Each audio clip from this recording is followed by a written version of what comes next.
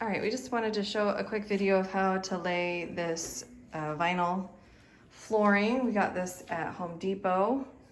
It's a sterling oak, and we really like the feel of it. A couple things that we did to begin with is that we put this extra padding down. It comes with a pad on the board, but we wanted to have some extra cushion, so there is a little bit of a pad on there already. But the pad is nice. One thing that we have figured out is that it is really nice not to just to match up these seams like that. I don't like it overlapping. I like it nice and smooth, so that's been helpful. But here are some of the tools that we have. My husband's been putting together. We've got a mallet. I don't even know what that thing is called. These blocks, a hammer. What do you call those? Spacers. The spacers for the wall. You want to keep about 1/4 inch away from the wall. I don't actually think these are going to expand or move too much since they're vinyl and man-made material. Another couple things too is we pulled out our planks. This is our planks thing. Some things to be aware of is that the patterns do repeat. So some go up and down. They reverse the patterns.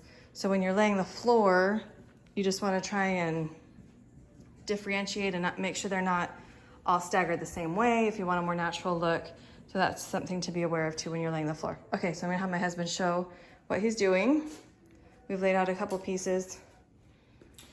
So yeah, a couple things we noticed when we were first doing it. We started in our family room, and we were pretty violent trying to get these things in, so we just didn't feel like they were fitting.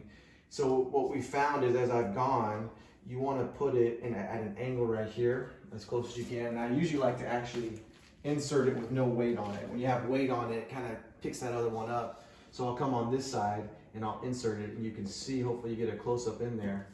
The seam is basically gone. As you lift it up, that seam goes away for you. And that's how you want to pound it in. I'm going to have it at a little bit of an angle, and it should be just some taps. We broke a lot of boards. I think we kind of, did some stuff that we shouldn't have. It would have been cleaner fits if we had known this kind of to start. And so we want to put that out there. But again, I'm just going to lift it up. It's going to be a nice clean fit. Now you see how that seam is almost gone. It should just be a couple taps. Nice easy taps, and it goes in, it locks in. Now you don't see any seam at all. So I usually go about halfway, and then I'll come down here to the back side of it, and I'll pick it up. And again, I want it to match up. You see that when I did that, the top part came out, so it wasn't a great fit to start with. So I'll come here, and then a couple taps. Tap. I'm not going to tap much harder than that. That's not quite going, so I'm going to come back here and just fix it. It's one of those boards that just kind of comes out on both sides, so you just got to be patient on this one. Some of them are can be a little bit warped or whatever it is.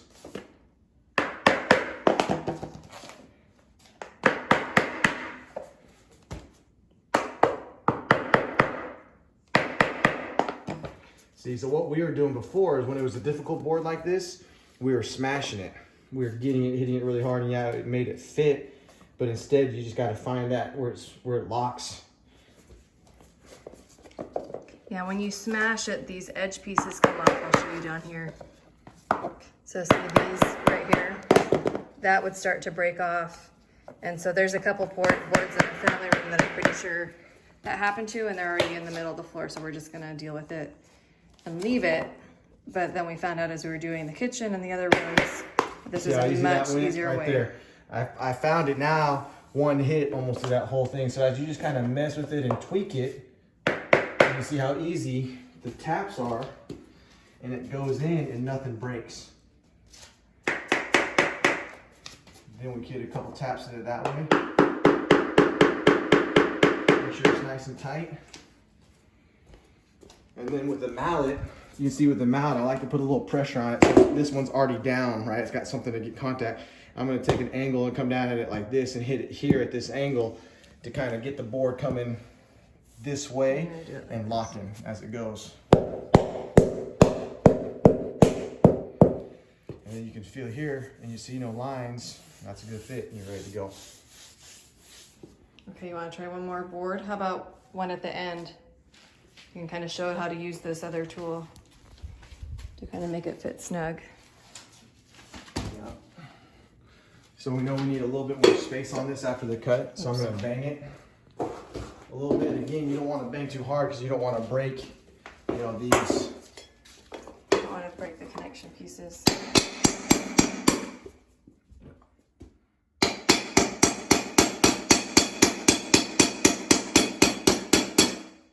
So what happened is this board right here that I measured, it's a teeny bit long. It didn't have quite enough space here at the edge to have the quarter. So that's why we just tapped it down just a little bit. So again, we're just fitting it in. So this one is cut at the top so that it fits. And you can see when I put it in, that seam is almost gone, right? That's when you know that's the fit you want, and it should just be some easy taps and it'll go in nice and easy. So I kind of hold it at an angle and hold this at an angle. Take your hammer, it just goes right in. The little spacers are wiggling. It's all right, we want to move this over a little bit that way. So as I'm doing that, you can see this one came out a little bit. I'm just gonna tap that back in right there.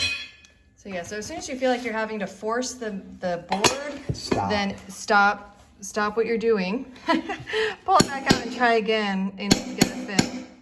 What we also noticed too on some difficult boards, if it was really causing trouble, we would just take it out and just set it aside, and that we would use that for a cut board later. And it seemed to work really well. So we would cut it, you know, that would be a piece that would be on a corner or in the pantry, and they work great in that scenario. So instead of having the headache of making it fit, just use it for somewhere else. And so there it is. So let me do just a quick tour. We also, a couple other things.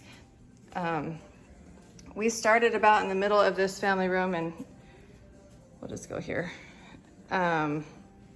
We did the middle of the family room, and then we went out to the sides, and then we went on into the kitchen. So let me just show you this.